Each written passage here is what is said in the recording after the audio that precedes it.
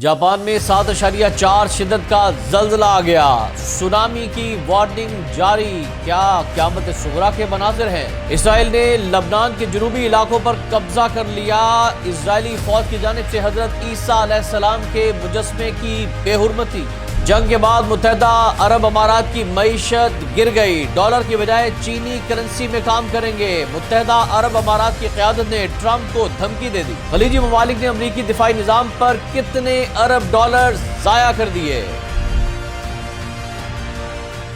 बिस्मिल्लाहिर्रहमानिर्रहीम। अस्सलाम वालेकुम नाज़रीन, आप देख रहे हैं खबरगाम और मैं हूँ एहतशाम रहमान। नाज़रीन, जापान में 7.4 शिद्दत का ज़ल्ज़ला आया है। सुनामी की वार्निंग जारी की गई। ज़ल्ज़ले के झटके इस कदर शदीद थे कि सैकड़ों किलोमीटर दूर टोक्यो, जो कि जापान का दारुल हुकूमत है, वहाँ भी इमारतें, जो कि बहुत बुलंद इमारतें हैं, लरज़ उठी हैं। और जापानी मौसमियाती एजेंसी के मुताबिक ये भी कहा गया है कि जापान में ताकतवर ज़ल्ज़ले के जो शदीद झटके महसूस किए गए हैं, इनकी शिद्दत रेक्टर स्केल पर 7.4 रिकॉर्ड की जा चुकी है, जिसकी जापानी मीडिया ने भी तस्दीक कर दी है। रिपोर्ट्स के मुताबिक ज़ल्ज़ले का मरकज़ सतह ज़मीन से तकरीबन सिर्फ 10 किलोमीटर की गहराई में ही था, जिसके बाद झटकों की शिद्दत बहुत ज़्यादा महसूस की गई है और मुख्तलिफ इलाकों में लोगों में खौफ और राज फैल गया। जापानी हुकाम और माहिरीन ने खबरदार किया है कि ज़ल्ज़ले के बाद सुनामी का ख़तरा भी मौजूद है और साहिली इलाकों में 3 मीटर बुलंद लहरें उठने का इम्कान जाहिर किया जा रहा है। हुकाम ने साहिली इलाकों में रहने वाले अफराद को मोहतात रहने और मुमकिन इनखला के लिए तैयार रहने की हिदायत जारी कर दी हैं, जबकि एमरजेंसी सर्विसेज को भी हाई अलर्ट कर दिया गया है। जापानी हुकाम का बताना है कि शहरी, साहली और दरिया किनारे इलाकों से फौरी तौर पर महफूज मकामात की तरफ मुंतकिल हो जाएं। मजीद कहा गया है कि सुनामी की लहरों से नुकसान का खदशा मौजूद है और ये लहरें बार बार आ सकती हैं, इसलिए शहरी फौरी तौर पर महफूज मकामात पर जा पहुँचें और वार्निंग जब तक ख़त्म नहीं होती तो वहीं पर रहें। ज़ल्ज़ला आने से ताहाल किसी बड़े जानी या माली नुकसान की फौरी तौर पर इत्तला मौसूल नहीं हो सकी है। ताहम सूरत हाल पर मुसलसल जापानी हुकाम ने निगाह रखी हुई है। फ्रांस 24 के मुताबिक जापान की वज़ीर आज़म के दफ्तर ने भी सूरत हाल के पेश नज़र क्राइसिस मैनेजमेंट टीम कायम कर दी है ताकि हंगामी हालात से निपटा जा सके। नाज़रीन, आपको ये भी पता चलें कि जापान दुनिया के सबसे ज़्यादा ज़ल्ज़ला खेज़ यानी ज़ल्ज़ला आने वाले ममालिक में से एक है, जो बहरुल काहिल के मगरबी किनारे पर मौजूद 4 बड़ी टेक्टोनिक प्लेट्स के ऊपर वाक़ है और रिंग ऑफ फायर का हिस्सा है। तकरीबन 12 करोड़ 50 लाख आबादी पर मुश्तमिल इस जजीरा नुमा मुल्क में हर साल औसतन 1500 से ज़्यादा ज़ल्ज़ले आते हैं, जो दुनिया के मजमूई ज़ल्ज़लों का तकरीबन 18% बनते हैं। अगरचे इनमें से बेशतर ज़ल्ज़ले मामूली नौइयत के होते हैं, ताहम इनके नुकसानात का इन्हिसार उनके मुकाम और ज़मीन की सतह के नीचे गहराई पर होता है। ये भी याद रहे कि जापान में साल 2011 में 9 शिद्दत के ज़ल्ज़ले ने तबाहकुन सुनामी को जन्म दिया था। क़यामत खेज़ मनाजिर थे, जिसके नतीजे में 18,500 अफराद हलाक और लापता हो गए थे। उधर नाज़रीन, जनूबी लबनान से बड़ी अफसोसनाक खबरें सामने आई हैं। एक तरफ तो वसी इलाके पर इजरायली फोर्सेज ने कब्जा कर लिया है, जनूबी लबनान का नया नक्शा जारी कर दिया, तो दूसरी जानिब हज़रत ईसा अलैहिस्सलाम की शान में मुसलसल इजराइलियों की जानिब से, सिहोनियों की जानिब से गुस्ताखी की जा रही है, जिस पर पूरी दुनिया में गम और गुस्से की लहर दौड़ गई है। खबर यह है कि जनूबी लबनान में एक इजरायली फ़ौजी की जानिब से हज़रत ईसा अलैहिस्सलाम के मसलूब मुजस्समे को हथौड़े से तोड़ने की वायरल तस्वीर ने आलमी सतह पर शदीद गम और गुस्से को जन्म दिया है।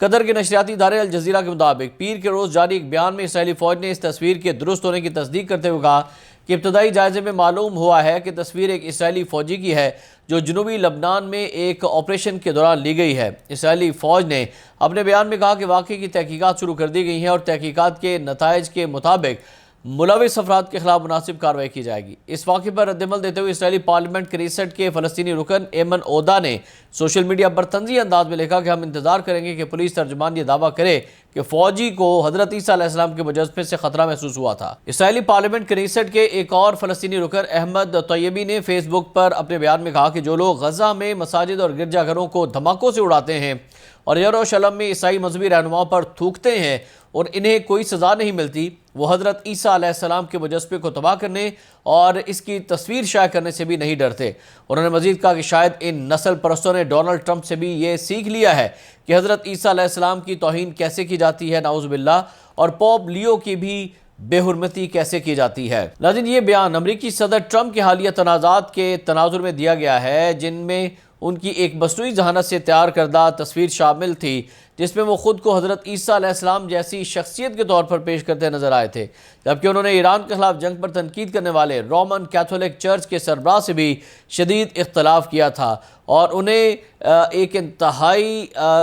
کم درجے کی شخصیت قرار دیا تھا۔ متعدد سماجی کارکنوں، ماہرین تعلیم اور لکھاریوں نے بھی اس واقعے کی انتہائی مذمت کی ہے۔ رپورٹ کے مطابق یہ مجسمہ جنوبی لبنان کے گاؤں دیبل کے مضافات میں اسرائیل کی سرحد کے قریب واقع ہے۔ سوشل میڈیا صارفین نے بھی مذہبی مقامات اور علامات پر اسرائیلی فوجیوں اور آباد کاروں کے حملوں پر عالمی خاموشی کی شدید مذمت کی ہے۔ رپورٹس کے مطابق اسرائیلی افواج نے غزہ میں جاری جنگ کے دوران متعدد مذہبی مقامات بشمول مساجد اور گرجا گھروں کو نشانہ بنایا، انہیں نہ صرف مساجد کو شہید کیا بلکہ گرجا گھروں کو بھی تباہ کیا ہے۔ اسی طرح مقبوضہ مغربی کنارے میں گزشتہ سال آباد کاروں نے 45 مساجد پر حملے کیے، توڑ پھوڑ کی، جس سے تصدیق فلسطینی اتھارٹی کی وزارت مذہبی امور نے بھی کی ہے۔ دوجانب مذہبی آزادی کے ڈیٹا سینٹر کے مطابق جنوری 2024 سے ستمبر 2025 کے درمیان عیسائیوں کے خلاف کم از کم 201 پرتشدد واقعات بھی رپورٹ ہوئے ہیں اسرائیل میں، جن میں زیادہ تر حملے آرتھوڈاکس یہودیوں کی جانب سے بین الاقوامی مذہبی شخصیات یا عیسائی علامات ظاہر کرنے والے افراد کو نشانہ بنا کر کیے گئے ہیں۔ تو اس سے آپ اندازہ لگا سکتے ہیں کہ صرف مسلمان ہی نہیں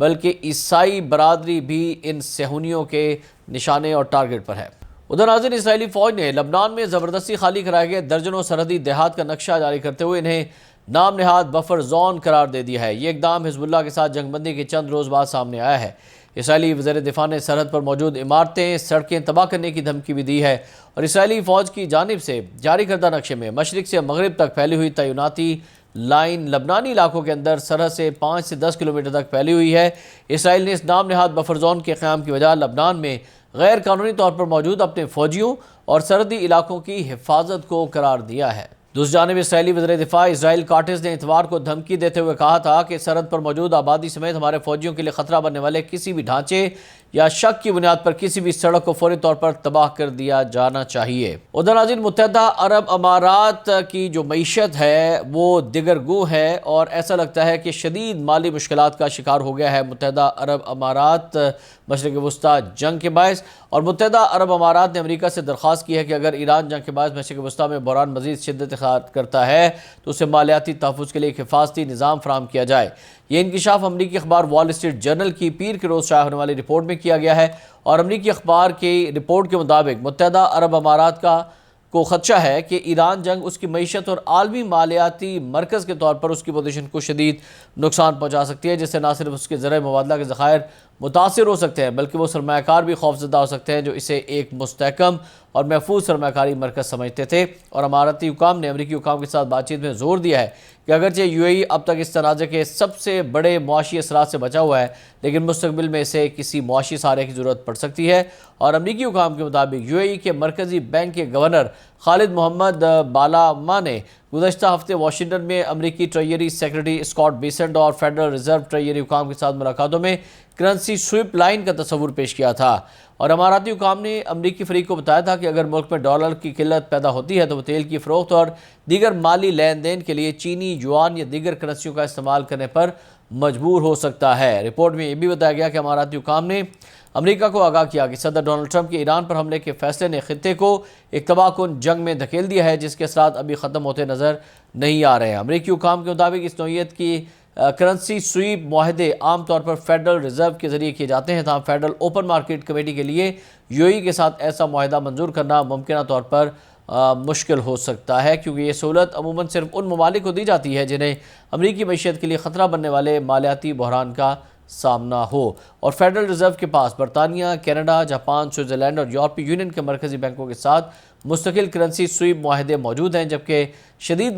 مالیاتی بحران جیسے 2020 کی کووڈ-19 وبا کے دوران اس نے میکسیکو، جنوبی کوریا اور برازیل سمیت 9 دیگر مرکزی بینکوں کو بھی یہ سہولت فراہم کی تھی۔ تاہم یو اے ای کے امریکہ کے ساتھ مالیاتی روابط ان روایتی شراکت داروں کے مقابلے میں نسبتاً کمزور سمجھے جاتے ہیں، اور یو اے ای کی کرنسی درہم امریکی ڈالر کے ساتھ منسلک پیکڈ ہے اور ملک کے پاس تقریباً 270 ارب ڈالرز کے زرعی مبادلہ ذخائر موجود ہیں۔ تاہم ماہرین کے مطابق جنگ کے باعث سرمایہ کے انخلاء، مالیاتی منڈیوں میں اتار چڑھاؤ اور معاشی غیر یقینی صورتحال کے خطرات بڑھ گئے ہیں اور اس کے منفی اثرات یو اے ای کی معیشت پر آ رہے ہیں۔ اور آخر میں آپ کو بتائیں کہ خلیجی ممالک کو فراہم کیے گئے امریکی جدید میزائل دفاعی نظام، جنہیں خطے کے لیے ناقابل تسخیر ڈھال قرار دیا جاتا تھا، ایران کے جوابی حملوں کے دوران بری طرح ناکام ہوتے دکھائی دیے، جس کے بعد ان نظاموں کی افادیت پر سنگین سوالات اٹھنے لگے ہیں۔ امریکہ کی جانب سے خلیجی ممالک کو دی جانے والی سیکیورٹی ضمانت کا بنیادی ستون اس کے جدید میزائل دفاعی نظام رہے، جن میں خصوصاً لاکہیڈ مارٹن کا تیار کردہ ٹرمینل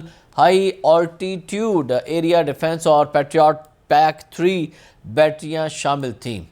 ان نظاموں کو بیلسٹک میزائلوں کو آخری مرحلے میں تباہ کرنے کی صلاحیت کے ساتھ ایک مکمل دفاعی حل کے طور پر پیش کیا گیا، جبکہ کم فاصلے کے خطرات اور ڈرون سے نمٹنے کے لیے پیٹریاٹ سسٹم کو شامل کیا گیا۔ امریکہ میں دفاعی کمپنیاں حکومتی ترجیحات پر اثر انداز ہوتی ہیں، جس کے باعث ان نظاموں کو عالمی معیار کے طور پر فروخت کیا گیا۔ خلیجی ممالک نے گزشتہ برسوں کے دوران ان سسٹمز پر دسیوں ارب ڈالرز خرچ کیے، اس یقین کے ساتھ کہ یہ نظام ٹینکر وار کے دور سے موجود میزائل خطرات کو مکمل طور پر ختم کر دیں گے۔ مئی 2025 میں امریکی صدر ڈونلڈ ٹرمپ نے ریاض کا دورہ کیا تھا، جہاں انہوں نے امریکی تاریخ کے سب سے بڑے دفاعی تعاون معاہدے پر دستخط کیے تھے، جس کے تحت سعودی عرب کو 142 ارب ڈالرز کا اسلحہ پیکیج فراہم کیا گیا تھا۔ اس پیکیج میں تھاٹ سسٹم، پیٹریاٹ اپ گریڈز، جدید میزائل، فضائی ہتھیار، مسلح ڈرونز اور بڑی مقدار میں اسلحہ شامل تھا، اور اس معاہدے کا مقصد سعودی فوج کو جدید تقاضوں سے ہم آہنگ کرنا اور ایران اور اس کے اتحادیوں کے خطرات سے نمٹنا تھا۔ تاہم یہ دفاعی نظام صرف 9 ماہ بعد ایک بڑے امتحان سے دوچار ہو گئے،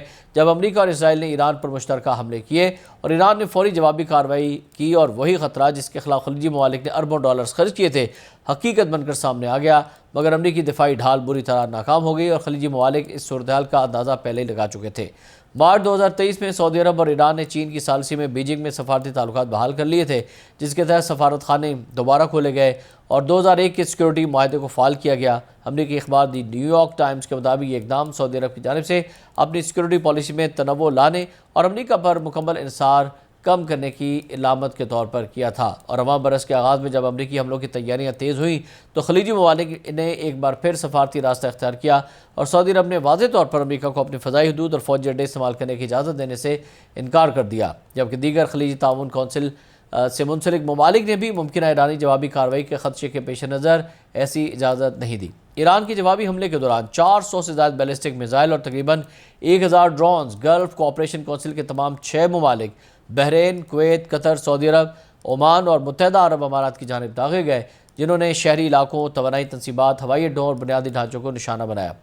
امریکی نشریاتی ادارے CNN کی جانب سے جاری سیٹلائٹ تصاویر میں انکشاف ہوا ہے کہ تھاٹ سسٹم کے اہم ANTPY-2 ریڈارز، جو پورے نظام کی آنکھ سمجھے جاتے ہیں، اردن، سعودی عرب اور UAE میں براہ راست نشانہ بنا کر تباہ کیے گئے۔ سعودی عرب کے پرنس سلطان ایئر بیس میں ریڈار شیلٹر مکمل طور پر ایران نے تباہ کیا، جبکہ اردن کے موافق السلطی ایئر بیس اور UAE کے الرویس کے قریب تھاٹ بیٹری کو بھی شدید نقصان پہنچایا۔ پیٹریاٹ سسٹم بھی ایرانی حملوں کی شدت کا مقابلہ نہ کر سکے، اگرچہ کچھ میزائلوں کو روکا گیا، مگر ڈرونز اور بیلسٹک میزائلوں کی بڑی تعداد نے ان امریکی دفاعی نظاموں کو تباہ کر دیا یا مشکل میں ڈال دیا۔ سن 1991 کی خلیجی جنگ سے لے کر اب تک پیٹریاٹ سسٹمز کی محدود صلاحیتیں سامنے آتی رہی ہیں، اور اس بار یہ کمزوریاں مزید واضح ہو گئی ہیں، جس کی وجہ سے عرب ممالک شدید خدشات کا، تحفظات کا شکار ہیں کہ اربوں ڈالرز ہم نے امریکہ کو دیے، اس کے باوجود بھی وہ ہمارا دفاع کرنے میں ناکام رہا۔ ناظرین، آج کی اس ویلاگ سے فی الوقت اتنا ہی۔ احتشام الرحمان کو اجازت دیجیے گا۔ اللہ حافظ۔